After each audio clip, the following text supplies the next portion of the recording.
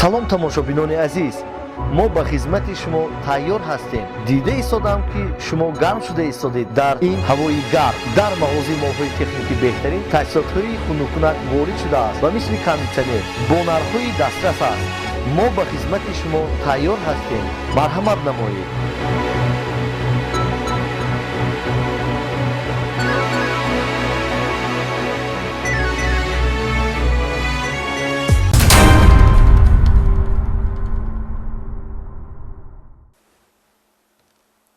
ассалому алайкум тамошобинони арҷуманд. нашри навбатии барномаи ахбори вазорати корҳои дохилиро ки фарогири ахбороти криминалии фаъолияти мақомоти корҳои дохилӣ дар самти ошкор ва пешгирии кирдорҳои зиддиқонунӣ аст манзур медорем. дар студия бо шумо мо рухсор таваллозода.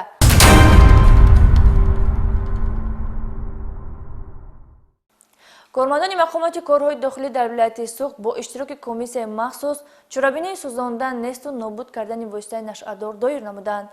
далелҳои шаръӣ наздик ба 300 кг намудҳои гуногуни воситаи нашъадор ки ҳалнома ва таъиноти судияшон ба тавсиб расидааст аз ҷониби ҳайати комиссия барои маҳв кардан пешниҳод ва чорабинӣ бо иштироки васоити ахбори омма баргузор гашт. гузориши Акбар Шарифӣ аз вилояти Суғд дар ин бора. рӯзи 13 октябр кормандони мақомоти корҳои дохилии вилояти Суғд бо иштироки комиссияи махсус оид ба нобуд кардани воситаҳои нашъадор, моддаҳои психотропӣ ва прекурсорҳое ки аз муомилоти ғайриқонунӣ гирифта шуданд, чорабинии сӯзонида несту нобуд кардани воситаҳои нашъадор доир намуданд. дар маҷмӯъ 288 кило 319 грамму 948 миллиграмм намудҳои гуногуни мухаддарот дар асоси иҷроварақҳои судӣ барои сӯзонидан пешниҳод ва бо роҳи оташ задан дар оташдони раёсати агентии назорати маводи нашавар дар вилояти Суғд дар ҳарорати гармии 1300-1500 дараҷа маҳв карда шуданд. чорабинӣ бо иштироки намояндагони воситаҳои ахбори омма ва назорати мақомотҳои прокуратураю суд ва дигар сохторҳои марбута баргузор гашт. дар асоси қарори ҳукумати ҷумҳурии Тоҷикистон дар бораи тартиби ба ҳисобгирӣ, нигоҳдорӣ, мусодира ва нобуд кардани воситаҳои нашъадор, моддаҳои психотропӣ ва прекурсорҳое ки аз гарчи ғайриқонунӣ гирифта шуданд, ҳамасола воситаи нашъадоре ки дар натиҷаи гузарондани чорабинҳои оперативии ҷустуҷӯӣ гирифта шуданд нобуд карда мешавад. имрӯз дар ҳайати комиссияи махсус барои нобуд кардан аз рӯи 97 адад парвандаи ҷиноятӣ ва 13 адад намудҳои аз оғози парвандаи ҷиноятӣ рад карда шуда ки наздик ба 300 кг воситаи нашъадор аз гарчи ғайриқонунӣ гирифта шудааст бо роҳи сӯзонидан нобуд карда мешавад.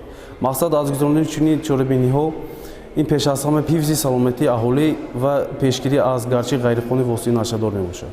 аз рӯи 97 парвандаҳои ҷиноятӣ ва 13 маводҳои аз оғози парвандаи ҷиноятӣ рад шуда 10 килои 103 грамму 1 миллиграмм героин, 86 килои 477 грамму 3 миллиграмм афюн, 170 килограмму 606 грамму 0,76 миллиграмм ҳашиш, 20 килои 984 грамму 6 миллиграмм бангдонаи хушк, 132 грамму 2 миллиграмм майдаи кӯкнор, 48 бех ниҳоли бангдона, 57 бех ниҳоли кӯкнор, 2 грамму 8 миллиграмм моддаи психотерапӣ метаамфетамин, 14 грамму 5 миллиграмм дорувории фенобарбитал аз ҷониби комиссияи махсуси вазорати корҳои дохилӣ ки дар он намояндагони мақомоти прокуратура ва судӣ низ шомил мебошанд, несту нобуд карда шуданд. мухаддароти сӯзонида шудан натиҷаи фаъолияти милитсияи Суғд аст ки дар доираи чорабинҳои оперативии ҷустуҷӯӣ аз муомилоти ғайриқонунӣ мусодира шудааст.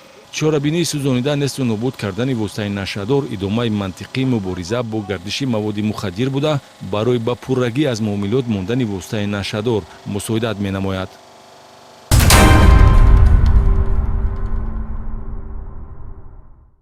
қаллобӣ яъне тасарруфи амволи ғайр яке аз намуди ҷиноятҳоест ки мардум бо роҳи фиреб ва зудбоварӣ ба боварии шахси дигар даромада молу амволи хешро аз даст медиҳанд. ҳамзамон худи фиребхӯрдаҳо барои ба амал омадани чунин намуди ҷиноят шароит фароҳам оварда ба ашхоси ношинос маблағҳои ҳангуфтро бовар карда медиҳанд ва баъд аз фиреб хӯрдан сарсону саргардон мегарданд.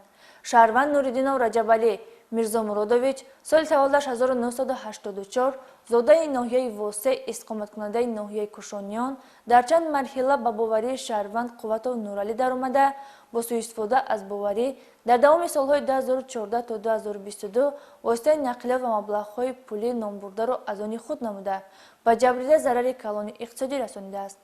оид ба ҳолати мазкур парвандаи ҷиноятӣ оғоз гардида дар пешбурди тафтишот қарор дорад.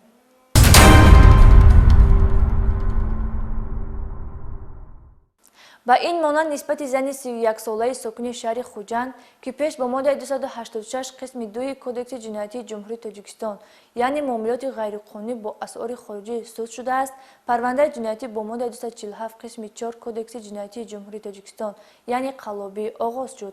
گمانبر شده از ماه دکبر سال 2017 تا ماه ایول سال 2022 برای فریب و باوری زنی 30 ساله ساکن شهر بوستان درآمده با بهانه رواز دادن صاحبکاریش 206,500 دلار آمریکایی و 546,000 سومانی گرفته تا حال مبلغش را برنگردانده است. کارهای تفتیشاتی در این سمت ادامه دارد.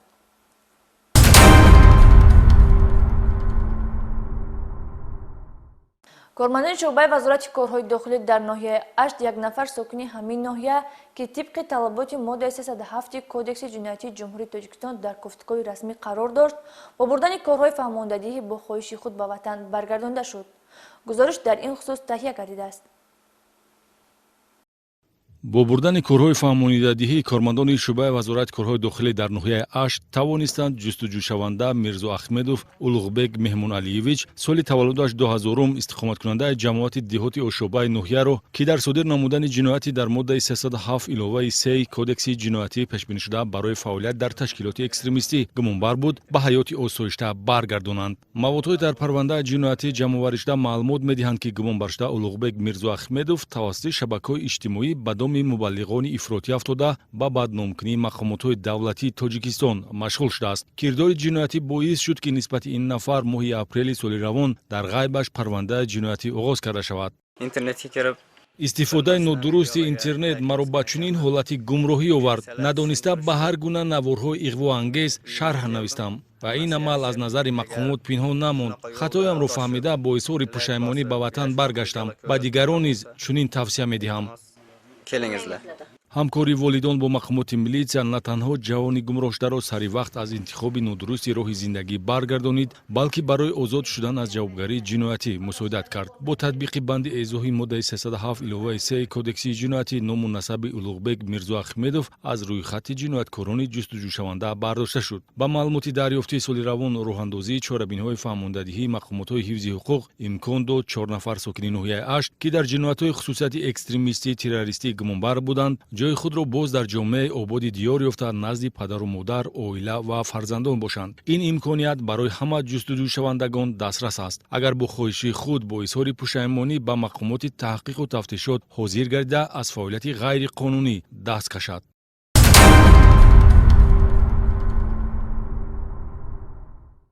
در قسم نظامی 3502 ریاست قشون‌های داخلی وزارت کارهای داخلی با مناسبت گسیل سربازان که مهلت خدمتبریشان با انجام رسید، شورابینی تنتنوی برگزار گردید. کاپیتان میلیسیا احسان عبدالله‌زاده در این خصوص گزارش آماده کرده است. خدمت به وطن مادر قرض فرزندی و ایمانی و وجدانی هر یک جوانمردی با ننگ ناموس بوده مکتب بزرگی تربیت اراده، جسارت، شجاعت و وطنداری به حساب می رود. دستگیری و غمخواری راهبریت دولت و حکومت نسبت بهداشت شرایط مادی و معیشی افسران و سربازان ارتش ملی شهادت ارجگذاری به این نیروی توانا و کفیل ثبات و آرامی در کشور می باشد. شورابینی تنتنوی که هفته روان در قسم حربی 3502 ریاست قشون‌های داخلی وزارت کارهای داخلی به مناسبت گسیل سربازان که مهلت خدمت برایشان به انجام رسید برگزار گشت. سربازان دلیر قشون‌های داخلی که صادقانه رسالت فرزندی خود را در نزد وطن مادر و خلق و دولت خویش با سربلندی ادا نمودند، در فضای تنتنوی به آنها بلیط حربی تقدیم کرده شد. بکش مراد بک برای گرفتن بلیط حربی منظمان.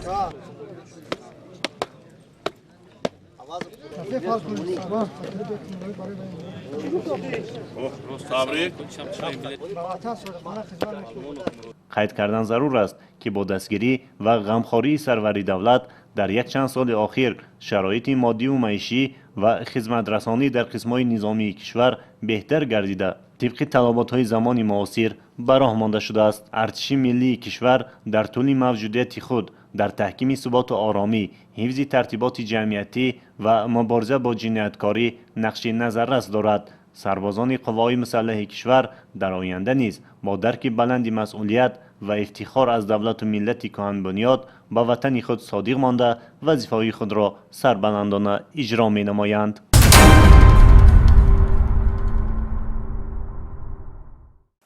ба хотири пешгирии зуҳуроти номатлуб, пешгирии ҳуқуқвайронкунӣ дар байни ноболиғону ҷавонон, бахусус донишҷӯён, кормандони Вазорати корҳои дохилӣ дар муассисаҳои олӣ ва миёнаи кишвар пайваста суҳбату вохӯриҳо ва рейду санҷишҳои мақсаднок доир менамоянд.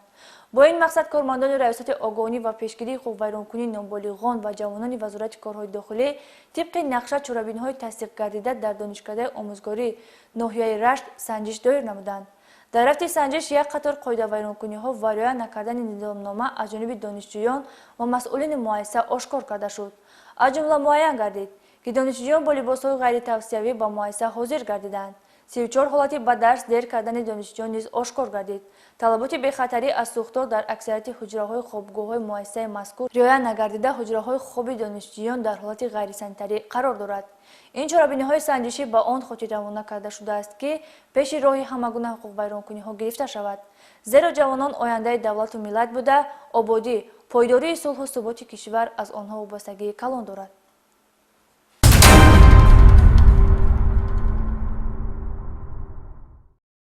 бо мақсади пешгирии амалҳои дағалонаи чунин ронандагон таҳти унвони истгоҳ амалиёт гузаронида шуд. амалиёти мазкур аз санаи 5 то 15 октябр идома ёфта. амалҳои ронандагони мусофирбар ҳангоми хизматрасонӣ ба мусофирон ки мутаассифона ба хатогӣ роҳ медиҳанд, ҳамзамон масъалаи ҳаракати пиёдагардон ки новобаста аз вуҷуд доштани гузаргоҳҳои махсуси рӯизаминию зеризаминӣ аз ҷойҳои номуносиб убур карда мегузаранд, мавриди назорати ҷиддӣ қарор гирифт. дар амалиёти мазкур ҳайати шахсии роҳбонӣ ва дигар кормандони бозрасии давлатии автомобилӣ, инчунин намояндагони шуъбаи назорат ва танзим дар соҳаи нақлиёт вазифадор гардида, бо кормандони муассисаҳои нақлиётӣ, ҷамъиятҳои нақлиётии мусофирбар, терминалҳои мусофирбарӣ вохӯрӣ доир сохта моҳияти мавзӯи амалиётро баррасӣ намуданд. ضمن برگزاری عملیات مذکور کارمندان خدمات راهبانی ریاست بازرسی دولتی اتومبیلی وزارت کارهای داخلی ولایت ختلان رفتار دغلانه برخی از رانندگان و پیاده‌گردان را به قید گرفتند. باعث تأسف است که حتی برخی از کلانسالان خودسرانه از راههای مرکزی که شدتناکی واسطه‌های نقلیات زیاد است می‌گذرند و هر جای دلخواه به من کردن نقلیات مسافرکش رو می‌آورند. حالانکه در مرکزهای ماموری ایستگاه و گذرگاه‌ها وجود دارد. علاوه بر این نزد بازار مرکزی شهر باختر که راهی زیرزمینی مهیا است، بیشتر شهروندان از آن استفاده نبرده بین نقلیات‌ها گشت و گذار می‌کنند.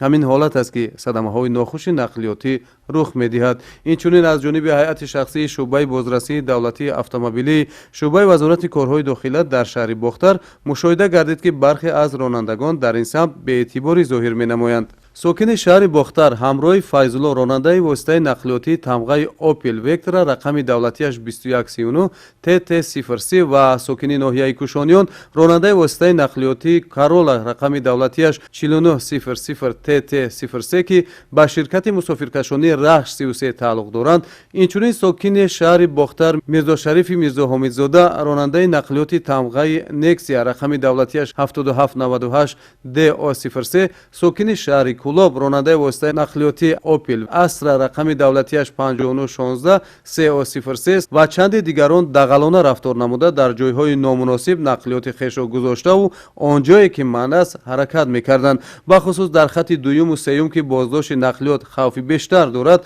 قرار گرفته به مسافرگیری مشغول می‌شدند که این عملشان خطرناک بوده خلاف قانون است.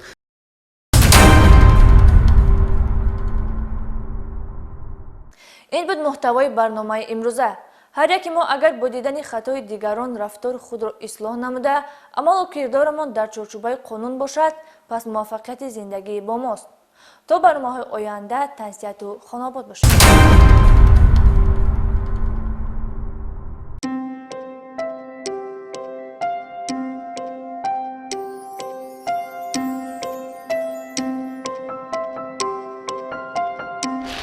دوستان گرامی، روزهای نزدیک در مغازه مال‌های تکنیکی بهترین اقدام‌های جدید میشد. با واسطه همکاران کل همکاران ما با بانک‌های ولایتی سوخت با نرخ‌های فایزهای پست در مغازه مال‌های تکنیکی بهترین تمام تجهیزات‌های تکنیکی را با واسطه نقدی و غیر نقدی با واسطه PR کدها خریداری کردن ممکن است.